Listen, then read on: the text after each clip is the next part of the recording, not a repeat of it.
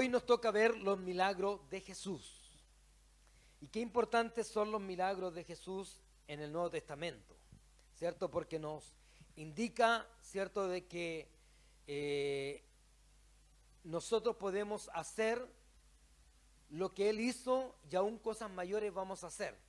Entonces es un referente que nos dejó Jesucristo en su palabra para que nosotros pudiéramos seguir el ejemplo de Él. Así que en esta clase vamos a ver algunos milagros de Jesús, no todos, pero vamos a extraer algunas enseñanzas muy lindas de algunos milagros que Jesús hizo. Pero primero, decir, no es lo que el hombre le ocurre con el milagro, sino lo que hace con el milagro. Esto es muy importante porque Jesucristo hoy día está haciendo milagro. ¿Lo creen ustedes o no? ¿Sigue haciendo milagro hoy Dios? Amén, en todo el mundo. Tal vez nosotros no lo veamos. No porque nosotros no estemos viendo, Señor, a nuestra iglesia, o nuestras congregaciones, o nuestros cultos milagros visibles, no significa que Jesús no esté obrando milagros en todo el mundo. En todas partes del mundo, en este momento, se está gestando un milagro. En cualquier parte de este planeta Tierra hay milagros. Entonces, podemos ver que en este relato, justamente, uno de los milagros grandes de Jesús, que obró, que siempre va dirigido hacia la gente que obra en fe, que el que se acerca a Dios, tenemos que creer que Él existe, de que es real. La pregunta para nosotros es, ¿cuánto de lo que nosotros leemos o creemos o vemos en la Biblia, lo creemos? ¿Cuántos de nosotros somos productores de la prueba de nuestra fe? En el fondo lo que Cristo quería enseñarnos en gran parte de los milagros era que nosotros debíamos ser productores de la fe que nosotros estamos depositando en Él. Si nosotros decimos que Jesucristo sana, entonces debiéramos nosotros hacer la prueba de que Jesucristo sana, imponiendo las manos sobre los enfermos, y estos deben ser sanados, porque es lo que nosotros creemos. Entonces, la curación de este paralítico justamente resalta la fe de sus amigos, de que de verdad creían y hacían todo lo posible, hicieron todo lo posible para que este hombre fuera sanado. Sigamos. Otra categoría de un milagro es la expulsión de demonios. De ahí vamos a ver algunos milagros donde aparecen todo esto, ¿ya? Mateo 17, 18. Y reprendió Jesús al demonio, el cual salió del muchacho, y este quedó sano desde aquella hora. Wow, qué tremendo. Hoy día pareciera que esta parte no la estamos viendo mucho, pero de ahí vamos a conversar un poquito en un episodio que ocurrió en un milagro.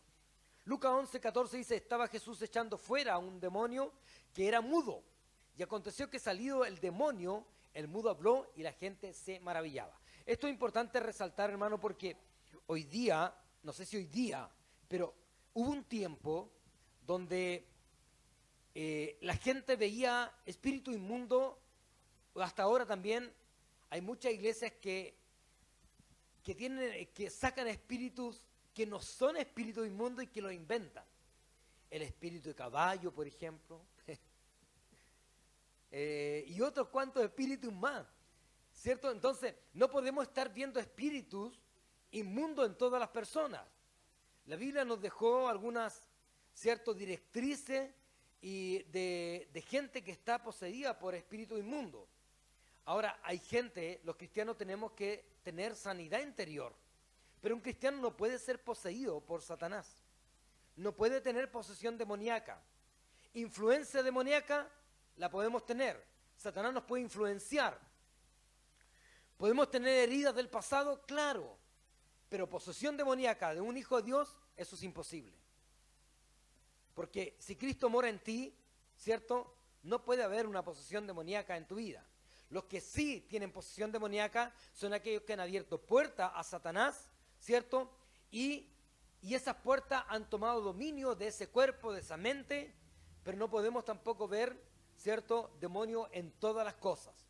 Hace un tiempo atrás, o años atrás, había gente que entraba a la iglesia y le imponían las manos, la gente no sabía qué es lo que pasaba, porque estaban seguros que venían llenos de demonios. Hay gente que no viene llena de demonios, sí viene con mucho pecado en su vida, pero no son demonios. Entonces hay que saber discernir entre una y la otra cosa. En la tercera categoría vemos a Jesús resucitando a los muertos. Esto, hay un video hace muchos años atrás que circulaba de muchos milagros, sobre todo en Nigeria. Y la verdad es que era impresionante porque se veían los milagros en situ. El pastor o el hermano que predicaba ni siquiera a veces imponía las manos, sino que solamente oraba por las personas y solamente el Espíritu de Dios comenzaba a orar. Gente que tenía tumor, gente que tenía, por ejemplo, digamos, cosas, por decirlo de alguna manera, infecciosa, era limpiado así en el momento, por decirlo una palabra súper asquerosa, pero la pus de esas heridas inmediatamente comenzaba a brotar y eran sanados. Entonces, y también resurrección de muertos. Jesús lo hizo con el hijo de la viuda de Naín, de ahí vamos a ver el relato, Lázaro, la hija de Jairo. Estas tres resurrecciones, cierto, que nombra el Antiguo del Nuevo Testamento, nos indica también de que nosotros podríamos y impondríamos las manos sobre las personas, oraríamos por estas personas y resucitarían. Pero ¿cuánto de esa fe se necesita para hacer tales milagros? La pregunta para nosotros es, si nos trajeran a una persona, ¿oraríamos y creeríamos que realmente va a resucitar? Podríamos echarle toda la culpa a Dios, que se haga la voluntad de Dios. Pero hay otros relatos, digamos, de niños, en el caso de Eliseo, ¿cierto?, que también resucitó a esa persona, a ese niño, y otros relatos más de muertos que han sido resucitados. Entonces, ¿es posible? Claro que es posible, porque si Cristo lo dijo, es porque es posible. Amén. Los demás milagros cuentan su poder sobrenatural, como la multiplicación de los panes y los peces, caminar sobre el mar, acallar la tormenta. Entonces, ¿cómo efectuó Jesús los milagros? Lo hizo mediante su propia autoridad. Ahora, en este punto, Jesús usó su autoridad, pero recalcaba que esta venía del Padre. Juan 5, 19, 20, y obraba en el poder del Espíritu Santo. Ahora, la pregunta de la semana pasada, cuando estuvimos, ¿cierto?, hablando, yo le hice una pregunta y analizamos un poco de dónde provenía la autoridad de Cristo, o quién le entregó la autoridad a Dios. ¿Quién nos entrega autoridad a nosotros? La Biblia dice que nosotros somos embajadores de Cristo, ¿cierto? Ahora, ¿qué es lo que hace hablando de un país, por ejemplo, que tiene embajadores en diferentes países? ¿Qué hace un embajador en un país, cierto, que no es de él? ¿Cuál es su labor? ¿Qué tan respetado es un embajador en otra nación? ¿Y qué tanta autoridad tiene su palabra como embajador en otra nación? En resumidas cuentas, ese embajador es como si estuviera el presidente de la República hablando, ¿cierto?, en la persona misma del presidente. O sea, su voz es tan importante, sus decisiones son tan importantes como si el presidente estuviera tomando una decisión.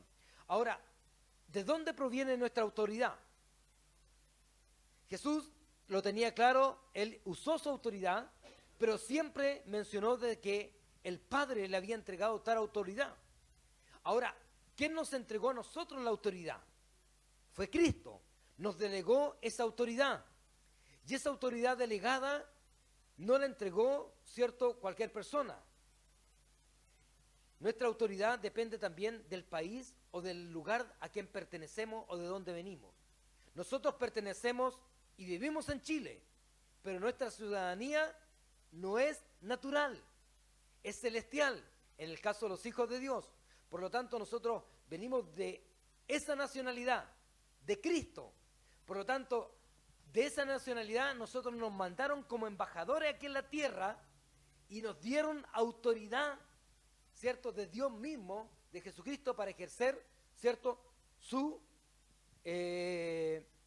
autoridad o sus principios o su mandato aquí en la tierra.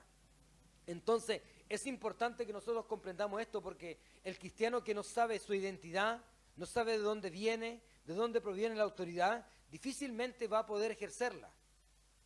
Es como si usted estuviera en un banco y nunca supo que era gerente. Y todos lo pasaban a llevar hasta que alguien le dijo que usted era el gerente del banco. Y ahí recién asumió su autoridad.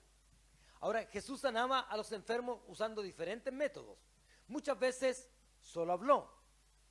En otras ocasiones tocó al enfermo. En una ocasión echó lodo a los ojos de un hombre ciego y también sanó a un enfermo sin siquiera haberlo visto. Hay diferentes formas. No podemos tratar de encuadrar los milagros de Jesús en una sola forma. O sea, no solamente imponiendo las manos, sino que Jesucristo lo hizo de diferentes formas. Hay momentos donde nosotros nos piden orar por personas, ¿cierto? Y en el Espíritu a mí me ha tocado la oportunidad de orar por algún niño, por ejemplo, o de alguna persona, y mi espíritu viaja hacia ese lugar. Yo lo veo, no estoy físicamente, pero lo veo en el espíritu que estoy orando por esa persona. Y algo increíble, tal vez no sé cómo explicarlo, pero ocurre. Es como cuando tú tienes el don de interpretación de lengua. No sé cómo ocurrió, ni cómo ocurre. A mí pasó una sola vez. Una sola vez interpretar la lengua de una persona, de una niña. Pero yo no sabía el idioma, pero entendía todo lo que ellas decían. De hecho, ellos me preguntaban, me decían cosas, y estuvieron horas hablando en lengua. Y me decían algunas cosas y yo la interpretaba, pero no podía entender cómo podía saber yo el lenguaje de ellos. Una cosa misteriosa. Es solo del Espíritu. Y qué bueno que sea así, porque así le damos toda la gloria a Él. Amén. Sigamos. Analicemos algunos de los milagros de Jesús. Ahora se pone buena la cosa. Vamos a ver algunos milagros, ¿cierto?, de Jesucristo. Y cuán importantes fueron los milagros, ¿cierto?, para las personas y qué enseñanza nos entregan estos milagros. Vamos a ver el primero. Jesús calma la tempestad. Está en Mateo, está en Marcos y también en Lucas. Vamos a leer la historia en Lucas, capítulo número 8, verso 8, 22 al 25. Entonces, dice, aconteció un día que entró en una barca con sus discípulos y les dijo, pasemos al otro lado del lago, y partieron. Pero mientras navegaban, él se durmió y se desencadenó una tempestad, viento en el lago, y se anegaban y peligraban. Y vinieron a él y le despertaron diciendo, maestro, maestro, que perecemos. Despertando, él reprendió al viento y a las olas, y cesaron, y se hizo bonanza. Él les dijo, ¿dónde está vuestra fe? Y atemorizados se maravillaban y se decían unos a otros, ¿quién es este que aún a los vientos y las aguas manda y le obedecen? Y le obedecen. Mire qué importante. Vamos a ver cuál es la enseñanza de esto. Este incidente revela completamente o completa la humanidad de Cristo. Dormía en la popa en la barca. Hoy yo pensaba en este milagro y decía, tiene que haber estado tan cansado Jesús, tan cansado, que se durmió en la popa, se durmió en la barca. Y estaba tan profundamente dormido que ni siquiera sentía el viento ni la agua que agitaba en la barca. Oye, ¿te ha pasado a ti que cuando estás muy cansado y estás durmiendo profundamente y vienen a despertarte? Qué rabia, ¿cierto? A mí me pasa. A veces los días domingos me acuesto a dormir. El único día que tengo siesta, que puedo dormir una siesta y estoy durmiendo, y le he dicho un montón de veces, si estoy acostado durmiendo, no me despierten. Si alguien me busca, dígale que estoy descansando. ¿Cuál es el problema? Allá, papá, te buscan. Oh, no hay cosa que se me paren, ¿cierto?, los pelos cuando alguien está profundamente dormido, está descansando y que te despierten. te levantas de mal genio, ¿o no? Yo me imagino la situación de Jesús. Estaba cansado, durmiendo, porque le dicen, cierto, que lo despertaron, le dicen, maestro, maestro, que perecemos. Despertando él, reprendió inmediatamente al viento. Déjenme dormir, me imagino yo, estoy como parafraseando lo que ocurrió. Ya están molestando de nuevo. ¿Cómo es tanto? Si han estado conmigo, han visto con milagros, están viendo lo que yo hago, ¿cómo no se dan cuenta que yo estoy aquí?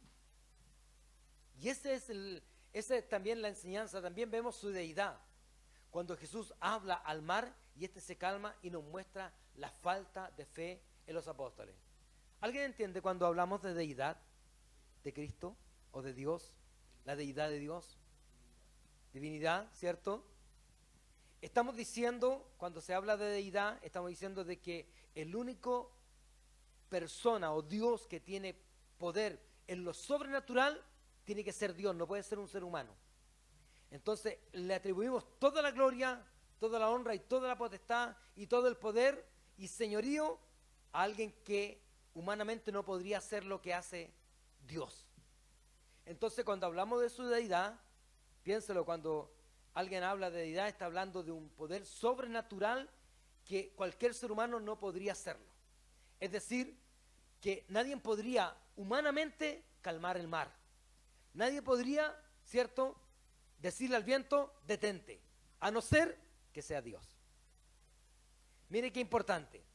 Entonces, aquí también denotamos, ¿cierto?, la falta de fe de los apóstoles. Y en gran parte de los milagros, ¿cierto?, muestra y demuestra la falta de fe. Jesucristo tuvo que trabajar en la vida de los apóstoles mucho en esto. Como Dios también hoy día está trabajando en nosotros mucho en esto. Si hay algo que tenemos que aprender nosotros los cristianos hoy día, es que no le estamos creyendo un 100% al Señor. Más confiamos en nuestras capacidades, en nuestras cosas, que en Dios. Entonces, a veces, por ejemplo, y lo hablábamos ayer, martes, ¿cierto? Ayer hablábamos un poco de esto. Porque, por ejemplo, hay personas como nosotros que somos independientes, tenemos que generar recursos para vivir. Otras personas viven de un sueldo. Por ejemplo, cuando Dios nos dice, den esta cantidad de dinero para alguien, por ejemplo, para algo, no la tenemos. Yo físicamente no tengo ese dinero. Pero yo le creo al Señor que lo tendré en el día que yo me hice el compromiso. Entonces, o le creemos o no le creemos al Señor. Ese es el tema. ¿Es creer o no creer? Recitamos muchos pasajes bíblicos de la fe. Es pues la fe, la certeza de lo que se espera, la convicción de lo que no se ve, ¿cierto? Hablamos de fe y creemos que tenemos fe, pero a la hora de enfrentarnos con situaciones difíciles es donde se debe aplicar la fe. Amén. Entonces esta era una situación difícil donde la fe tenía que ser aplicada, tenía que ser manifestada, puesta por obra. Y ahí es donde los apóstoles fallaban, y fallaron varias veces, lo vamos a ver. Vamos a ver la alimentación de los 5.000. Está en Mateo, está en Marcos y también en Lucas 9, del 10 al 17. Yo voy a leer todos los de Lucas para no estar... Dice, vueltos los apóstoles, le contaron todo lo que habían hecho, y tomándolos, se retiró aparte a un lugar desierto de la ciudad llamada Betsaida. Si vemos el contexto, Dios le había entregado poder y autoridad para que fueran a sanar enfermos, ¿cierto?, a liberar endemoniados y también a predicar el reino de Dios. Ellos vuelven, ¿cierto?, contentos de lo que habían hecho, lo que había ocurrido en su vida, cómo Dios lo había usado, a contarle a Jesús lo que habían hecho, cómo Dios había manifestado. Ahora, en ese contexto, vuelven, dice, y le contaron todo lo que habían hecho. Es decir, nos fue maravillosamente bien. nos fue tan bien que nos quedamos sorprendidos con todo lo que ocurrió en nuestra vida. Y tomándolos, se retiró aparte a un lugar desierto en la ciudad llamada Betsaida. Y cuando la gente lo supo, le siguió y él le recibió y les hablaba del reino de Dios. Y sanaba a los que necesitaban ser curados. Pero el día comenzaba a declinar y acercándose los 12 le dijeron: despida a la gente para que se vaya a las aldeas y campos de alrededor y se alojen y encuentren alimento, porque aquí estamos en un lugar desierto. Él les dijo: dadle vosotros de comer.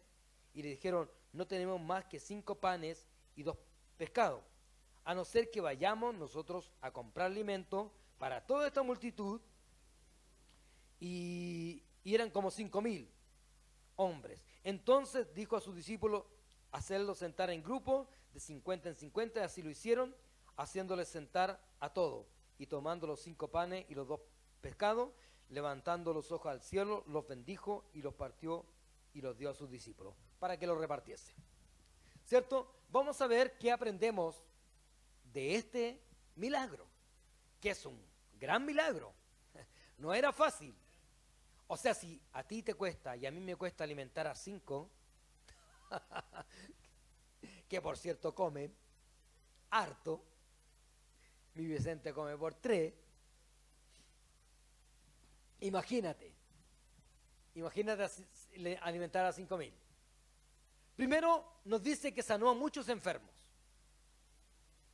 O sea, Jesucristo nunca miró si le adoraban, si le creían o no le creían. Él veía la necesidad y la suplía. Ahora la pregunta para nosotros, hermano: cuando tú ves una necesidad, ¿la suples? ¿Te haces el leso? ¿Te haces el indiferente? ¿No tomas en cuenta? O como decimos aquí en Chile, para los que están en el extranjero, pasó la vieja. ¿Qué harías tú? ¿O qué estás haciendo tú? Jesucristo jamás fue indiferente a la necesidad de la gente. Siempre estuvo pendiente de las necesidades básicas, ¿cierto? ¿Perdón? ¿Mm?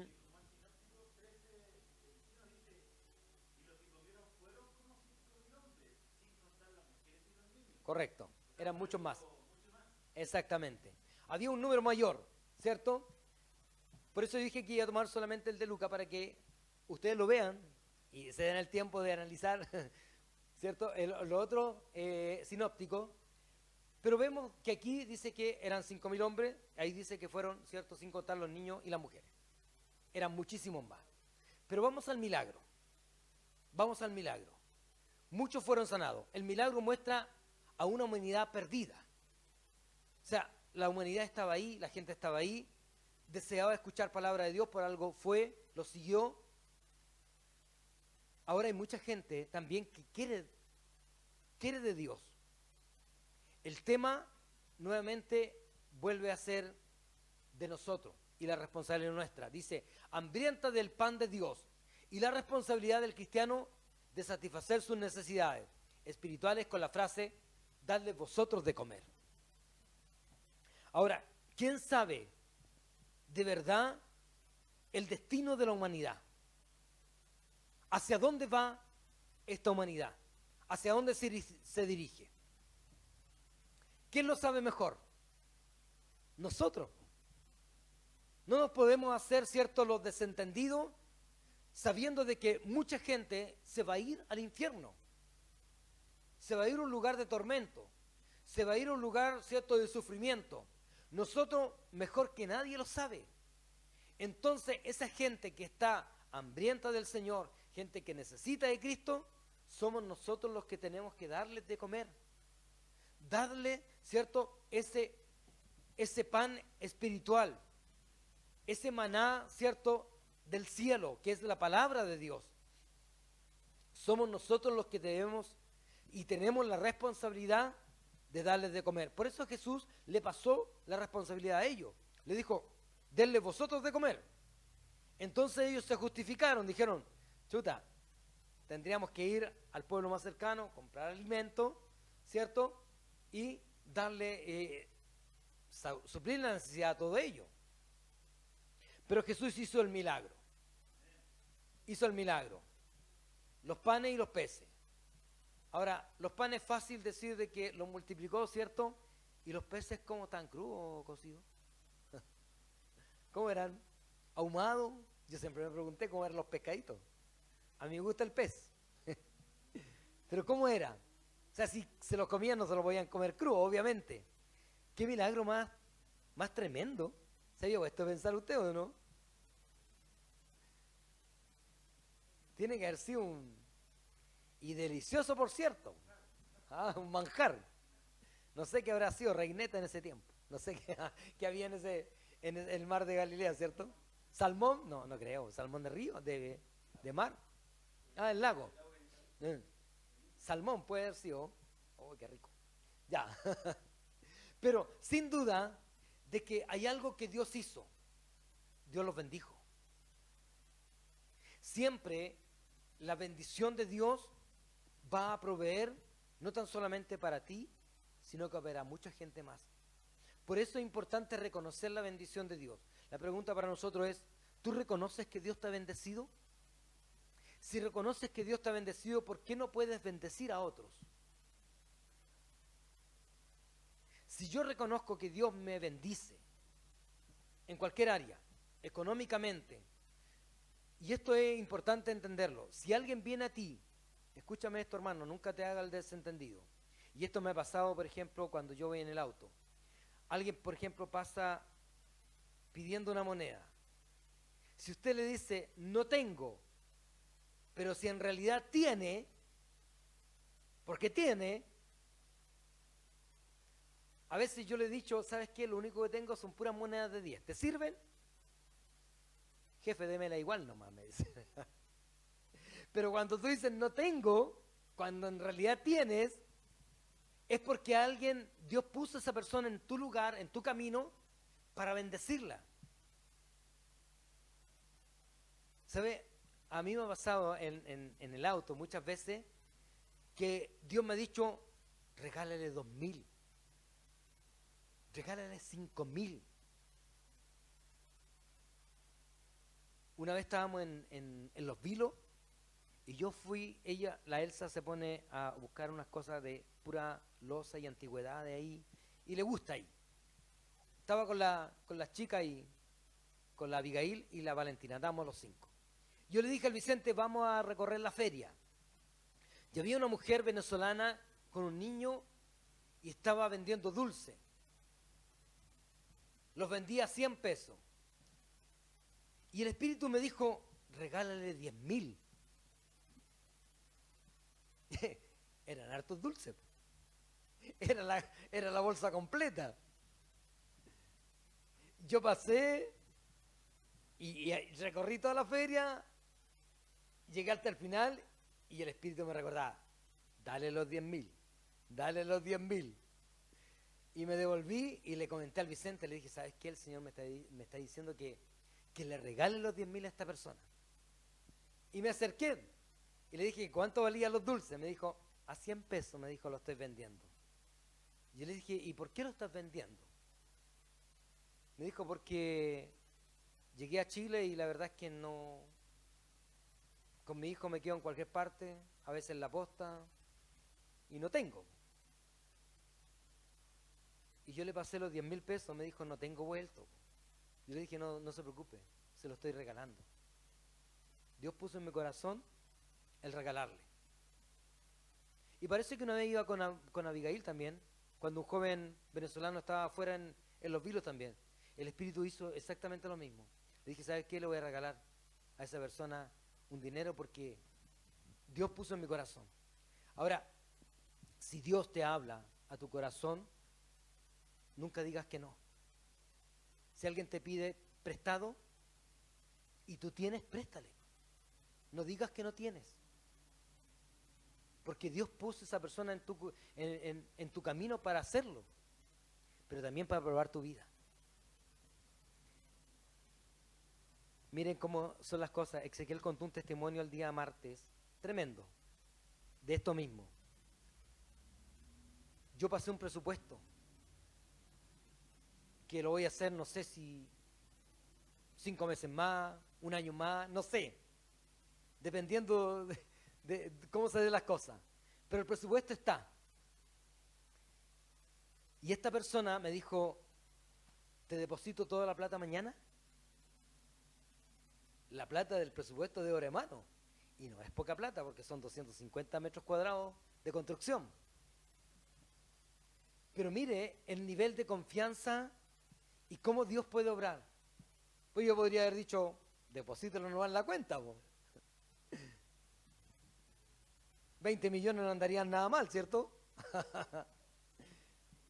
Pero cómo Dios va abriendo camino, cómo Dios hace cosas que nosotros a veces ni siquiera imaginamos, cómo Dios se mueve, simplemente porque estamos dispuestos a dar.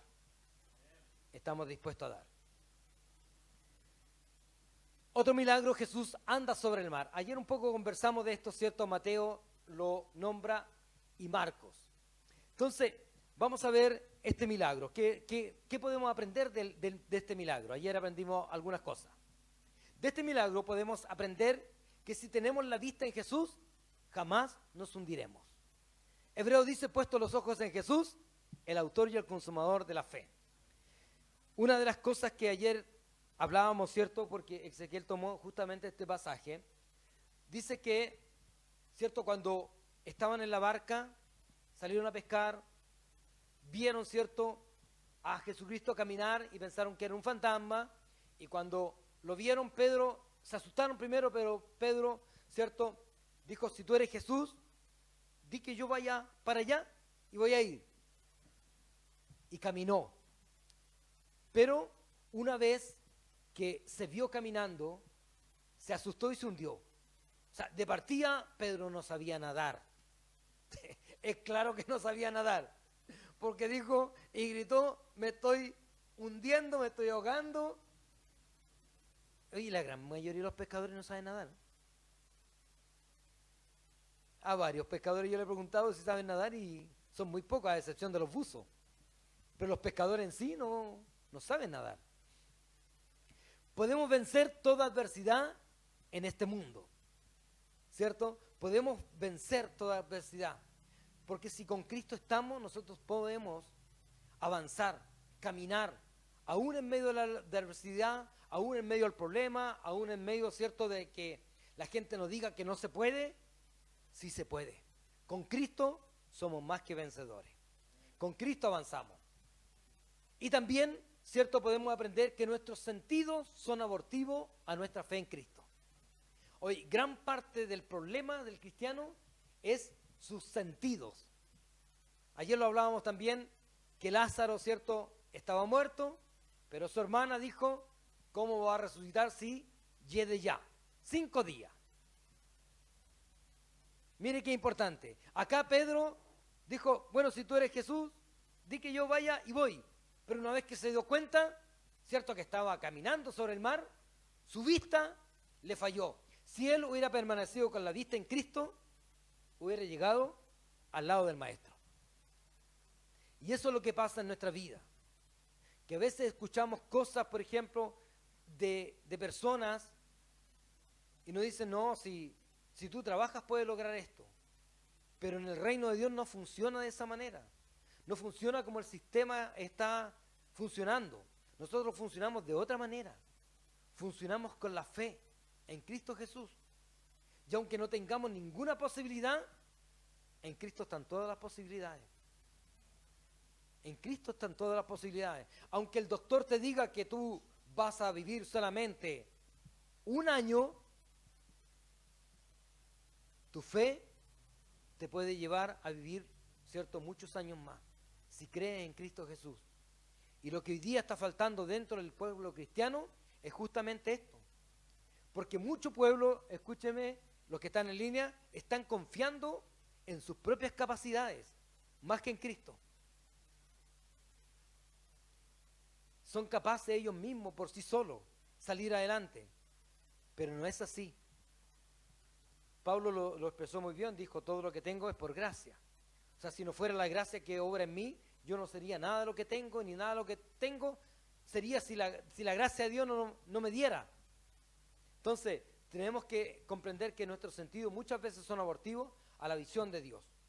Por eso los líderes, los que estamos acá, aquellos que tienen un ministerio, por ejemplo, el hermano Sadoc, imagínense, si viera solamente a una persona que viene a la academia, hizo todo un esfuerzo para que vinieran más, pero si su visión estuviera solamente en el número, te aseguro de que bajaría sus brazos.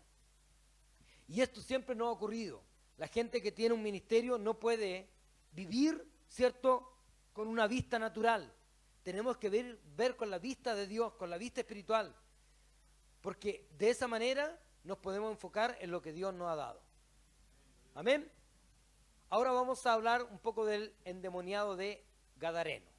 Eso está en Mateo, en Marco y también en Lucas 8, 26 al 39. Ya vamos a ir terminando con esto, ¿ya? Para que no se me aburra.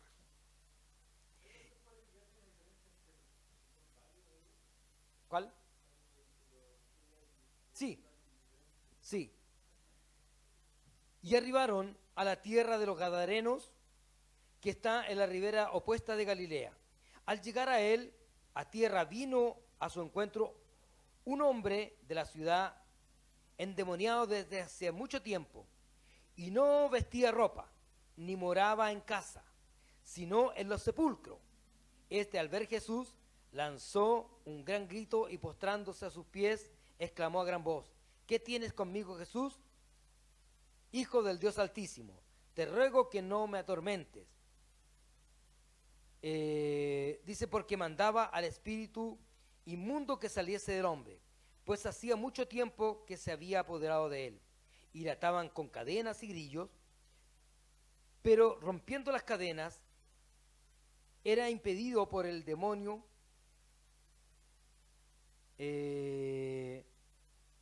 impelido por el demonio a los desiertos. Y le preguntó Jesús diciendo: ¿cómo te llamas? Y él le dijo: Legión, porque muchos demonios habían entrado en él. Y le rogaba que no los mandase ir al abismo. Había allí un hato de cerdos que pasían en el monte, y le rogaron que los dejase entrar en ellos. Ahora, vamos a ver este relato que hoy día casi no se ve. Liberación. Liberación. Hoy día hemos cambiado la palabra liberación por sanidad interior. Pero hay una gran diferencia entre sanidad interior y liberación. La liberación tiene que ver con espíritus inmundos que toman control de la mente y el cuerpo de las personas, porque han abierto algunas puertas donde el enemigo ha entrado. Entonces este hombre tiene características que nosotros por lo menos hace unos par de años atrás, más de 20 años atrás, nosotros vivimos un tiempo de mucha liberación. Y yo viví la experiencia de muchas personas endemoniadas. Ahora, la pregunta es para nosotros: ¿por qué hoy día no se está viendo tanta liberación? Una es porque para estar en esa área tiene que haber un nivel de santidad tremendo dentro de tu vida. Primero, porque el que conoce, ¿cierto?, tus pecados es Satanás, porque él te hace pecar y acusa. Yo estuve en muchas liberaciones donde el enemigo, Satanás, sacaba a luz pecados tuyos. Y él decía: ¿con qué autoridad tú vienes a echarme fuera a mí si tú anoche estabas fornicando con tal persona? Imagínese usted. Entonces, para tener este ministerio de liberación, tú tienes que estar constantemente en santidad con Dios y en una búsqueda profunda con el Espíritu de Dios, porque si no, vas a salir dañado. Ahora, este personaje, ¿cierto? El hombre tenía un espíritu inmundo que se llamaba legión. Una legión estaba compuesta de unos 3.000 a 6.000 soldados. Los demonios reconocen la autoridad de Cristo. En alguna oportunidad, ¿cierto? Un demonio le dijo, a Pablo conozco, a Cristo conozco, a ustedes ni los conozco. O sea, podría venir un hombre endemoniado acá y podría perfectamente decir, ¿sabes qué? A tal persona conozco, pero a ti. Por eso Pablo nos dice, no impongan las manos con ligereza. Hay mucha gente que llega e impone las manos. Y en esto de liberación tenemos que tener muchísimo cuidado. Yo fui testigo de una persona que era gerenta de un lugar muy grande, de una tienda comercial muy grande, Johnson, y la mujer estaba postrada en cama 6 meses, sin poderse levantar. La tomaban y gritaba, la tomaban y gritaba. Un día en la mañana yo me levanté muy inquieto y sentía que algo Dios iba a hacer conmigo, y me puse a orar toda la mañana. Tenía casi 20 años y me puse a orar toda la mañana. Como a las 12 del día me viene a buscar una persona y me dice, ¿sabes qué? Tengo mi prima que está enferma y quiere que vayan a orar por ella. Y dije, estate, aquí está el problema. Llegué allá, mis tíos, 2 de su papá, era un hombre más o menos como el hermano Ramón, de alto, pero con el cuerpo de Mauricio. Así, fortachón, 2 Mauricio. Tremendos músculos. Era una mujer más chica y más delgada que Karen, postrada en cama. Y cuando llegué a ese lugar con otro hermano, le preguntamos si quería que oráramos por ella. Y ella nos dijo que sí. Y cuando nosotros comenzamos a orar, inmediatamente el espíritu inmundo se manifestó. Y tomó al tío y a mi tío, los levantó y los tiró en contra del muro. Pero como si nada, como verdadero muñeco. Estuvimos 5 horas. 5 horas, hermano. Agotado. Pero él cometió un error, el espíritu inmundo. Ya agotado no podíamos hacer nada. No quería irse por ningún motivo. Nos dijo su nombre, pero no se quería ir. Y cuando dijimos ya, no podemos con esto, nos dijo, 4 veces me has vencido, pero esta vez te vencí. Y cuando íbamos saliendo dijimos, jodiste, por haber hablado, te condenaste. Porque vino a nosotros la palabra, por eso es tan importante los estudios y la palabra. Porque vino a nosotros la palabra. Con Cristo somos más que vencedores. Y Cristo ya lo había vencido en la cruz del Calvario. Entonces nuestra respuesta a esa afirmación fue la siguiente. El que te creó te ordena. Mire lo que le dijimos. El que te creó te ordena. Y en el nombre de Jesús, sal fuera de la mujer. Esa mujer fue sacudida de su cama, saltó, pegó un grito y quedó prácticamente exhausta. Pero fue liberada. Pero también era porque las personas que estábamos ahí, por lo menos en ese momento, estábamos buscando la presencia y la santidad de Dios. Amén. Primero, los demonios reconocen la autoridad. Saben lo que les acontecerá en un futuro próximo. Por eso en los relatos de los otros también dicen, por favor, no nos mandes a los sepulcros, no nos mandes a las prisiones, porque una vez que tú mandas a un espíritu inmundo a una prisión, la verdad es que ellos prefieren huir. Cuando tú haces liberación y pones las manos y le ordenas al espíritu inmundo que si no sale los vas a mandar a las prisiones eternas, ellos prefieren huir inmediatamente, porque significa que cuando alguien está prisionero no puede salir.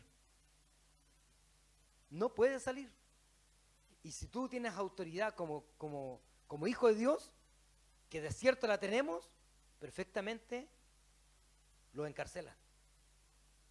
Por eso él dijo, reconoció la autoridad y dijo, por favor, no nos metas allá, sino que mándanos a ese hato de cerdo. Y usted sabe la historia, ¿qué pasó con ese hato de cerdo? ¿Cierto? Por eso piden morar en un hato de cerdo. Ahora, Jesús sana a un muchacho lunático. Hermanos, si alguna vez, antes de hablar de esto, si alguna vez te tienes que enfrentar a una liberación, ten mucho cuidado. Ten mucho cuidado con lo que andas. Ten mucho cuidado con no cerrar tus ojos. Ten mucho cuidado con acercarte mucho a las personas. Son consejos que te van a ayudar. Porque, por ejemplo, aquellos que en algún momento usan corbata, perfectamente el espíritu inmundo te puede ahorcar. Si tú te acercas mucho te puede morder. Si tú tienes los ojos cerrados te puede golpear. Tienes tanta autoridad para atar. Nosotros atábamos los pies, las manos. Le soltábamos una mano. A veces le decíamos, estás atado de pies y manos. Te soltamos un pie. Mueve el pie. O pie izquierdo o pie derecho. Y solamente podía mover el pie que nosotros le ordenábamos que moviera. Ese nivel de autoridad Dios nos ha dado en este campo. El tema está en que nosotros no sabemos lo que tenemos como autoridad. Sigamos. En este milagro podemos ver a un angustiado padre que esperaba al maestro para que sanase a su hijo endemoniado. Wow, qué tremendo, porque si tenemos un único hijo y vemos que sufre, haríamos cualquier cosa para que ese hijo fuera libre. Ahora, aquí yo vi una historia que ya voy a ir terminando porque este es el último. Es una historia donde una mujer se acerca a un predicador y le dice, por favor, ore por mi hijo para que vaya a la iglesia. Y el predicador le dice, ¿y dónde está su hijo? No, está metido en droga, está metido en esto, por favor, ore. Se llama, no sé, Juan. Ore, por favor. Y el hermano que estaba predicando oró al Señor por Juan, para que fuera a la iglesia. Y le dice, señora, no se vaya. Le quiero hacer una pregunta. ¿Usted va a la iglesia? No, le dijo, yo no voy a la iglesia. ¿Y por qué quiere que su hijo vaya a la iglesia? Porque él necesita que vaya a la iglesia. Y esto ocurre con muchas personas. Muchas personas piden oración por otros, pero ellos no van.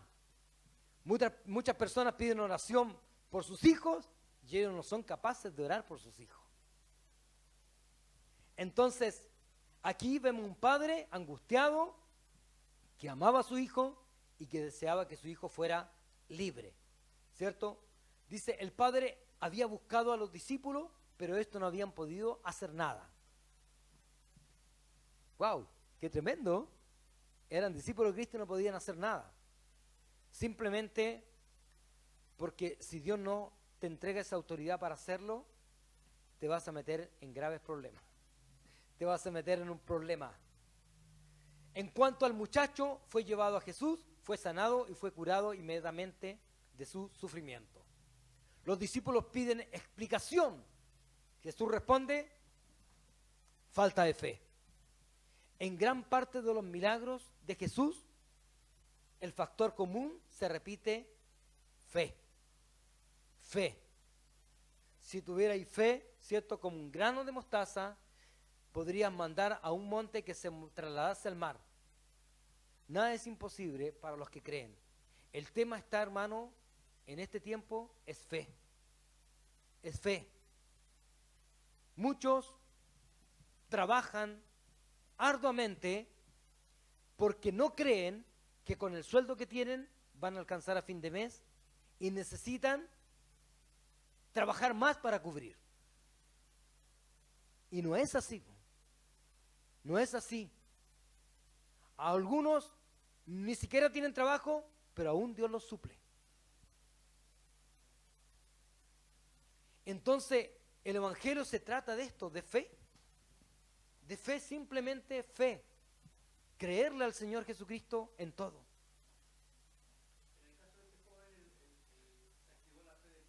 Sí, por supuesto. Pero siempre el tema es fe. Pero yo puse eso porque los apóstoles pidieron explicación por qué nosotros no pudimos echar fuera. Y él le dice, generación incrédula, ¿hasta cuándo voy a estar con ustedes? O sea, en el fondo lo estaba retando, exhortando. Dijo, yo amo, corten el deseo, en otras palabras. ¿Hasta cuándo?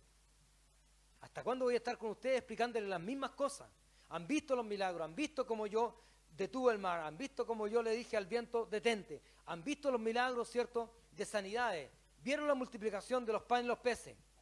Córtenla. Créanme, de verdad, crean. Y eso es lo que Dios nos está diciendo. Hermano, córtenla. Creamos a Dios. Creamos un 100% al Señor. Y hasta ahí parece que llega la explicación. La próxima semana, ¿cierto?, el que viene hablará, comienza la oposición. Comienza la oposición. Wow, cuando comienza la oposición, también la gracia sobreabunda. Amén. Amén. Oramos al Señor. Padre eterno, te damos gracias por los milagros, Señor, porque de ello podemos aprender muchas cosas. Entre eso, Señor, lo principal es creer, Dios mío, en ti, que tú eres el que quiere gestar los milagros. Mucha gente va a alcanzar, Señor mío, el conocerte por algún milagro en su vida, porque algo ocurrió en su corazón, porque fue sanado, o porque algún familiar fue sanado. Padre eterno, otros, Señor mío, aceptarán el milagro, gozarán del milagro, pero nunca se acercarán a ti.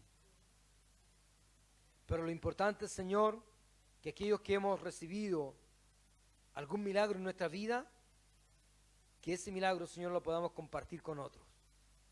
En el nombre de Jesús te pido tu bendición. Amén.